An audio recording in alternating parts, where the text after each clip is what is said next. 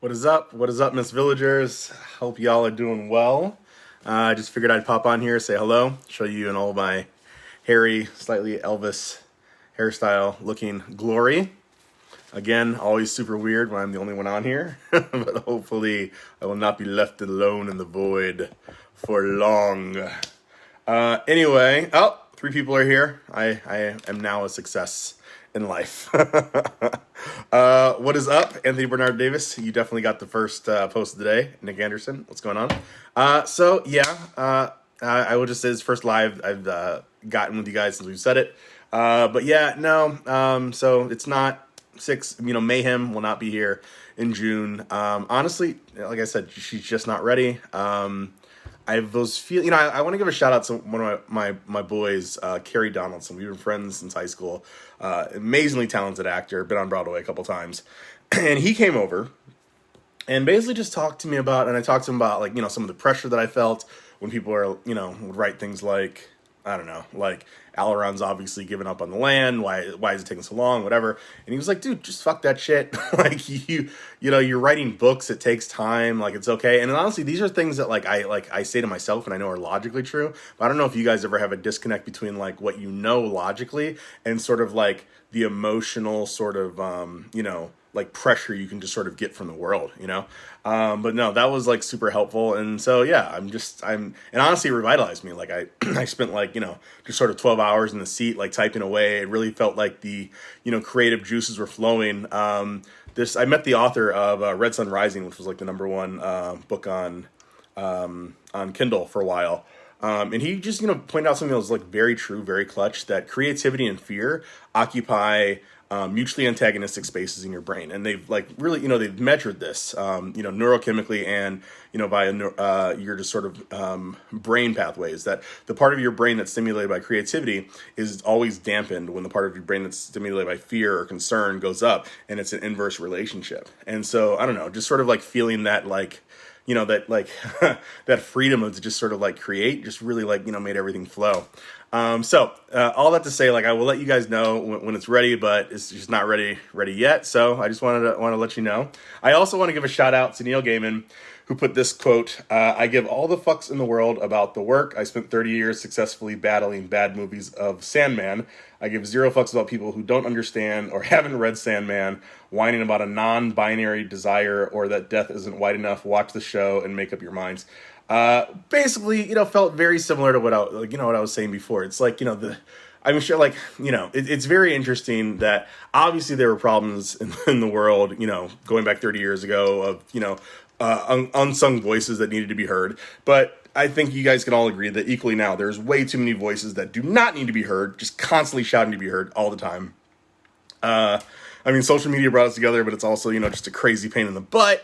So, I don't know. It's good. I feel like we need to sort of shift back. What is it? Childish Gambino wrote that cancel culture is why we're not really getting as much creativity out there. And I absolutely agree with that. I hate the term cancel culture because it implies that people that are saying something, that are talking about, intolerance or talking about bigotry or talking about imbalance shouldn't be able to talk about it. And they absolutely should.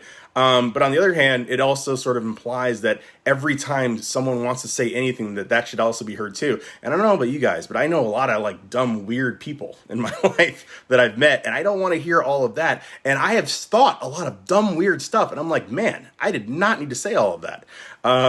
So anyway, I'm just sort of rambling here, but I just wanted to say I appreciate y'all. I think you're amazing. I think Neil Gaiman is amazing. I'm doing this like double finger points because my laptop is over here and that's what I read it off of.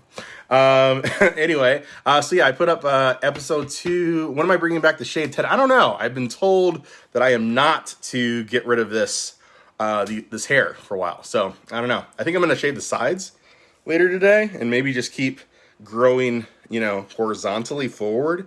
Really try to get that, that Fifth Element cone, Corbin, Dallas kind of thing. Yeah. We'll see how it all shakes out. Yes, episode 2 is up for my core patrons. Again, thank you guys for all the rave reviews. And there's been like 5,000 people that have seen, I think episode 1, which is for free on LitRPG's site. So that's awesome. And yeah, so it's just been really, really cool. Been writing, been exercising. That still sucks. It's not a fun thing to do. But I'm doing it. Probably going to go for a short run after this. I was going to hit the ground running this morning, but instead I saw that season 2 of Dead Pixels came out and definitely just binged that, and that was awesome. So shout out to them. They're great. And yeah. What else is going on? It's nice and hot. It's nice and hot here. I'm going to be doing a couple staycations here in ATL. It looks like Dragon Con's popping, so I will be there. So that's kind of cool. I'm not going to be like stuck at the booth as much this year. I think we're going to have some awesome volunteers that are going to have a Miss Village thing going on at the booth, which will be really great. And I'll just be on panels and drinking mead from a skin. Basically the whole time. So, yeah, what else can I tell you? I've been working on a couple cool new dynamics for God's Eye as well. Spending most of my time on Mayhem, obviously, but have been enjoying that and working on, just a little bit here and there, like maybe 5% of my time, like spending on like, other cool little projects that I'm thinking of. Oh, Nathan, you've got to check out Dead Pixels. It is awesome. 2 seasons so far. We thought it was canceled, and then season 2 just popped up. So you can check it out. It's super awesome. All right, let me see if I can give some. All right, so Kale Wilson just got on here. What's up? Avram Morse, what's going on? Let's see. Jordan Combs says, your books are amazing, but that's not why you're framing my offer. It's because you are as a person. Oh, I appreciate you, Jordan. Thank you. I appreciate that. Christopher Lamb says, anyone should be able to say anything, but not everyone should have to listen or care. I absolutely agree with that. It's just that, when we were younger, if there was somebody like, wanted to say some random stuff, you just, they'd be hanging out either in the bar. If they said too much, they get a punch in the face. That was, a natural, sort of checks and balance by nature. Or they'd be hanging out on the corner, or something like that. But now, like, social media just sort of gives, 5 people the voice of like 50,000. It's insane, like, sort of the echo chambers that are going on. Maybe some of you guys are completely like, a nerd and, are not like affected by it at all. But, for me, it's almost like I will find myself, thinking along certain lines about, just sort of various things that I've seen just like through flipping through or scanning or doing whatever. And just be like, wait, how did I even start like, cognating that? And it's because it's just sort of this like, repetitive going thing. And then you get weirdos that like make, fake accounts and stuff like that. So I don't know. I mean, I'm sure, I don't know if you guys have seen that documentary, The Social Dilemma. I mean, honestly, the first half was just, really like sort of 101 stuff that I think everyone has already seen before. But the second half had some really, really deep and interesting things. The line that I really sort of like messed with the most was this guy that was talking about how everyone sort of talks about how they want the world to change in various ways, but sort of a fundamental principle of humanity is that people are going to do what's in their best interest, or in the best interest of their tribe, or in the best interest of their group, however they self-identify that. So he's like, it's very simple. If you want the world to be a certain way, then you need to find a way to make it profitable and make it in line with sort of the fundamental nature of humanity to do what's in their self-interest to do that. As long as a dead whale is worth more than a living whale, people will still keep killing whales. And as long as a dead tree is worth more than a living tree, then people will still keep chopping down the rainforest. And I think that, like, while that's like slightly, cynical and slightly, sort of sad, I absolutely have seen that, like, if you look at, the history of basically any history, that's sort of like, the way that various empires, sort of play out. And if we do want to make a change, then we're not going to do it by pretending the world is a different way than it is. It's going to be by looking at the world objectively, accepting that to a certain extent so that we can then manipulate it to get to a better result. At least that's what I think. Anyway, didn't mean to get all heavy on you guys. What up, Megan Beach? All right, so Keaton Mallard says writer's block really sucks when you're just setting up a world and a system. I imagine I have actually never had writer's block. I have the opposite. I am positive I have undiagnosed ADD. So I have just like 1,000 ideas, 1,000 things. And I'm also like just a bit of a perfectionist. And I run into this every single time that I write, where like I will like get bogged down and notice that I haven't written for 5 minutes because I'm just like thinking not only about the sentence that I'm writing, but 5 chapters ahead, 5 books ahead. And it's like, oh, what if it's not perfect? What if this, blah, blah, blah, blah. And what I found is that, if I just like sort of put, fingers to keys when I read it back, it's like, oh, this is pretty good. It's not perfect. And it's a lot easier to correct something than to create something perfect initially.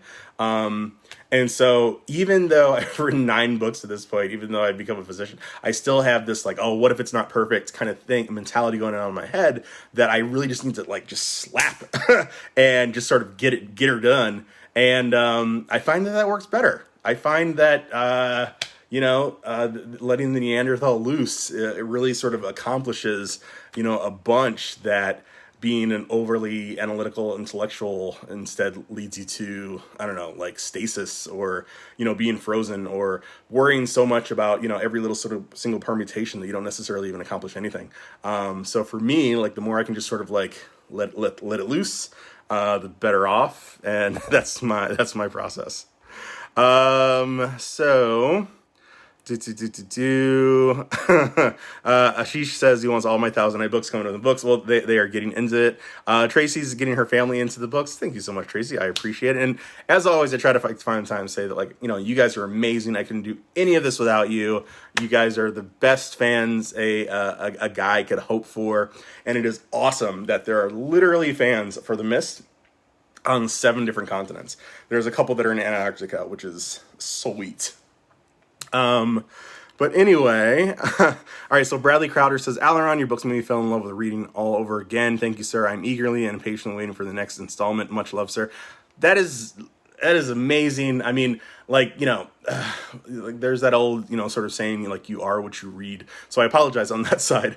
But it is awesome that you're back in love with the written word, dude. I think that we're better. I think that the more books people read, the more likely we are to survive as a species, and the more likely we are to let go of a lot of the BS that we have going on that leads to drama and horror and pain.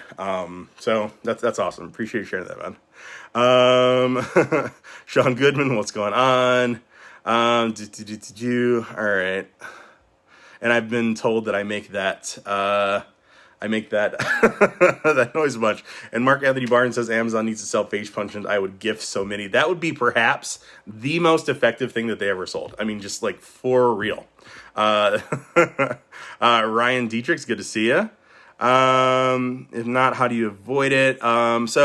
Michael's saying, if not, how do you avoid it? I don't really think it's about avoiding the bad things in your life or in society. I think it's more about accepting that, like, hey, this bad thing is either part of me or part of my society or part of, like, whatever I'm dealing with. And then you look at it directly and you say, well, you're not going to be the thing that determines my overall happiness. And then you just put it to the side. You don't, like, pretend that it's not there. That's how things, build up. Repression is sort of universally agreed to not be a good thing.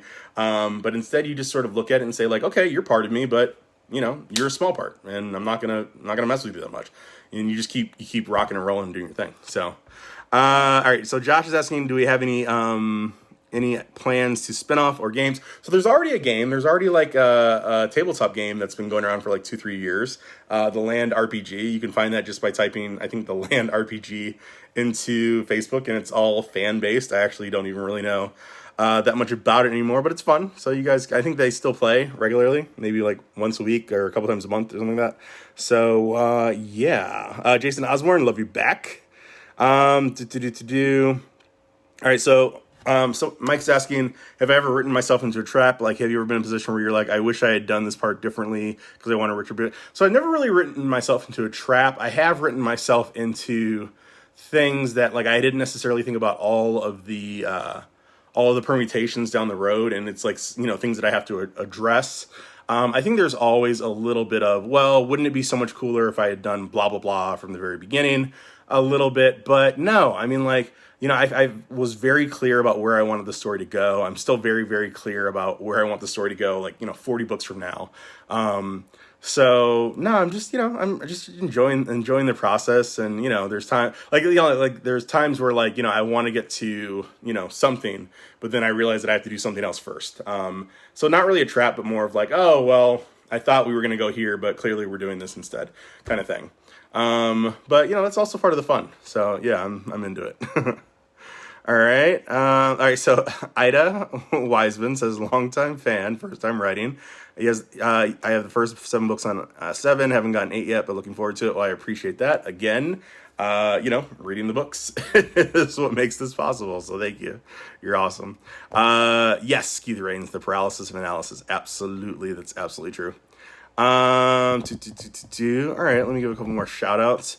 So Aaron is asking how big Elma is. I'm guessing Alma. Pretty big. Bigger than a bed box. Yeah. Tian Gerber, glad you're here. So anyway, yeah, I basically just wanted to, say hello, give a shout out to you guys. Tell you guys that episode 2 is up on Patreon, for my core members. And that's just patreon.com/AleronKong. Episode 1's up for free on my website, litrpg.com. And I'm going to be getting, like, the goal is for the webcomic to be coming out, like, every week, but we have to get, like, a really good stockpile first. So that'll probably happen in a couple months. And yeah, there's some other really cool things that we're going to be doing with it. And again, still working daily on Mayhem and God's Eye 2. And yes, so anyway, you guys are awesome. You guys are amazing. I just want to say what's up. I want to say, hope that you guys are having a great day. Be good to each other. Drink some margaritas. And as always, peace, love, and the perfect margarita. Bye.